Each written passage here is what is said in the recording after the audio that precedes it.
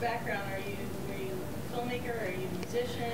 How did you come to Well, love this? yeah, it's kind of a funny combination. I am a filmmaker. This is my second film, second feature film, and but also I lived in Sweden about 10 years ago and worked for Markus for a little while, and helped him make Mellotrons. Yeah. So I was very familiar with the mechanics of them and obviously, and then I'm a fan of the music and kind of fascinated by the technology. So. There's also a question over here. Yes. Oh, okay.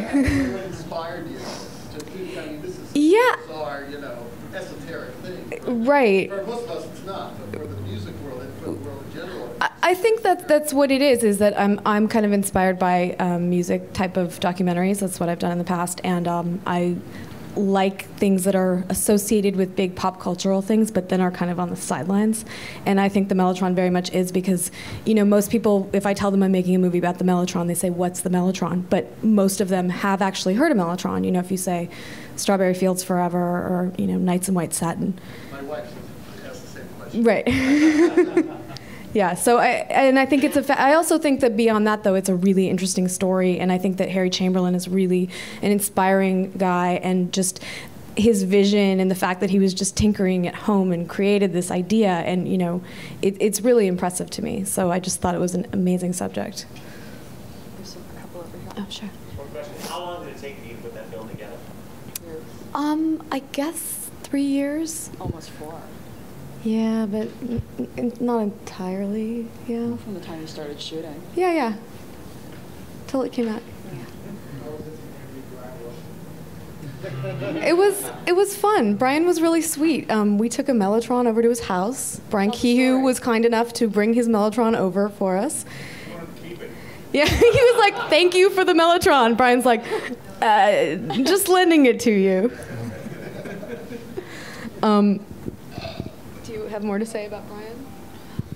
No, I think it was really fun. I think, for a man who, has been through everything he's been through, it was amazing to see him react the way he did and actually, have a lot of lucid insight into, really natural reaction to seeing something that he spent so much time around in his youth. And it's that's the type of stuff that I think gives the film the magic is, getting to meet with all these people and all the different people who are in the film who gave excellent interviews, really bring to life something that happened in the past, and now we're experiencing this very sort of postmodern legacy of. So.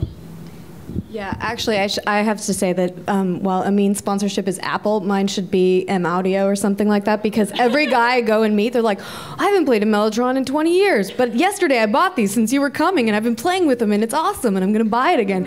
And in fact, Fabio Frizzi just bought a Mellotron, he hadn't played one since the 70s, and he found an old M400.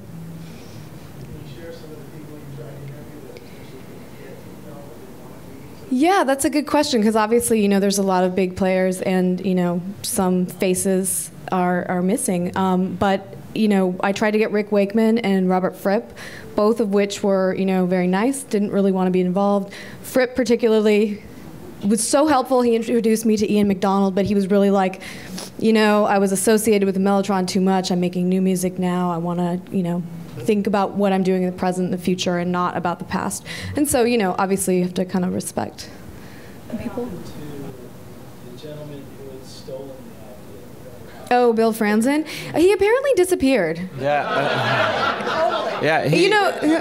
Actually, he was running a trucking company also, because they were delivering the machines all over the United Kingdom, and that company apparently also went into bankruptcy, and they were the creditors were hunting him down, and the Mellotron company were getting questions about him. So when he was calling the Mellotron company, he was calling himself Bill Smith. So there would be nobody that could trace him. So we don't know where he ended up, but he plays a kind of strange role in the whole thing, especially for trying in the beginning to take credit for the whole thing, which was also apparently. He was the thing when the Bradley brothers eventually found out about that he didn't invent it. It was when he said, "Oh yeah, we have the big problem now of obtaining half-inch tape." And the Bradley brothers just went over and said, well, that's not the tape that's in this machine. It's 3/8" tape. So you don't know what you're talking about. So that's how they realized that he was not the inventor at all. And then they had to go through, they talked to Richard Chamberlin, and that's how that whole thing came down.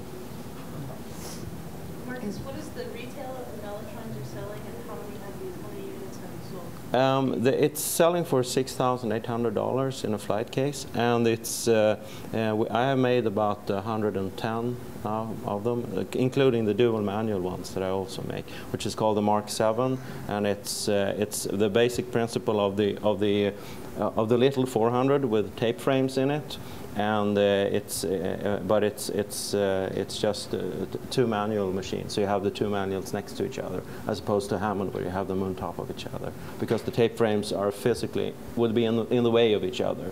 There's actually a model 550 Chamberlin that they did with the manuals on top of each other, and I have seen notes of Richard Chamberlain's written that this was the most horrible model we ever made. We had to take all of them back and convert them into 600 models. I can't even figure out how they did those, because the tapes and the tape and the return mechanism is so deep on the old machines that you really can't stack them on top of each other.